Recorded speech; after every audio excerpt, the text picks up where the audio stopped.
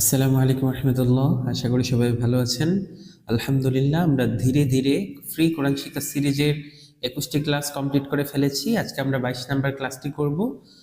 গত ক্লাসগুলোতে আমরা জবর এবং জের দিয়ে হরফ বানান করা শিখেছি। আজকে আমরা পেশ দিয়ে শিখব। চলুন কথা না বাড়িয়ে ক্লাসটি শুরু করি। জি, আমরা গতকালকের ক্লাসে জেরের বানান শিখেছিলাম। জেরের বানান আমরা কিভাবে করব সেটা আমরা পড়েছিলাম। আজকে আমরা পেশের বানান পড়ব। এই যে আমরা উপরে যদি খেয়াল করি তাহলে দেখতে পারবো ছোট্ট এইভাবে একটা গোল দিছে, দিয়ে এইভাবে টান দিছে, এটার নাম হচ্ছে পেশ। আর পেশ সবসময় উপরে থাকবে, আমরা খেয়াল করব বিষয়টা। এটা হচ্ছে পেশ, এটার নাম কি? পেশ। হ্যাঁ, আমরা একটু পড়ি। বা পেশ বু, বা দিয়ে কি হবে? বু হবে। আমরা যদি বাংলায় খেয়াল করি তাহলে এটা রসুকার হবে, রসুকার। তাহলে বা পেশ বু, ওয়াও পেশ উ, তা পেশ তু, ত পেশ তো। এটা তা তু, আর এটা একটু হালকা মোটা তো।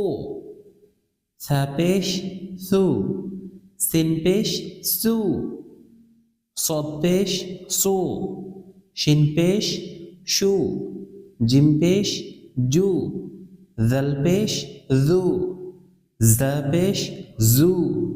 একটু পার্থক্যটা খেয়াল রাখবো। এটা হচ্ছে জু, এটা একটু পাতলা জু, আর এটা আরেকটু হালকা ঝাঁঝালো জু। এটা পাতলা জ পেশ জু, হা পেশ হু। এটা একটু ভিতর থেকে, আর এটা স্বাভাবিকভাবে হা পেশ হু, খ পেশ খু, আইন পেশ উ।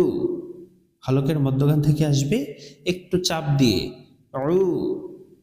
হামজা পেশ উ, হামজা পেশ উ, ইয়া পেশ ইউ।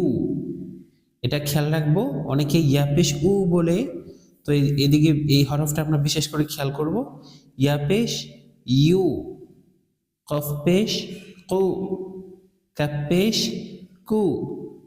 এটা একটু মোটা কু, এটা একটু পাতলা কু।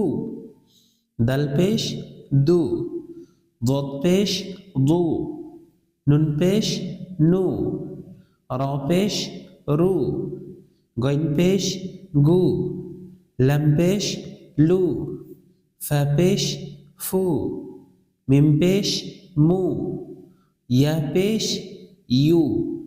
তো আমরা এইভাবে কয়েকবার ট্রাই করব, আর পার্থক্যগুলো একটু খেয়াল রাখবো ইনশাল্লাহ। আর বেশি পরিমাণে একটু প্র্যাকটিস করব। জবর দিয়ে পড়বো, জের দিয়ে পড়বো, পেশ দিয়ে পড়বো।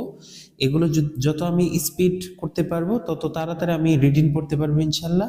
তো ঠিক আছে, আজকের ক্লাস এতটুকুই। আসসালামু আলাইকুম রহমতুল্লাহ।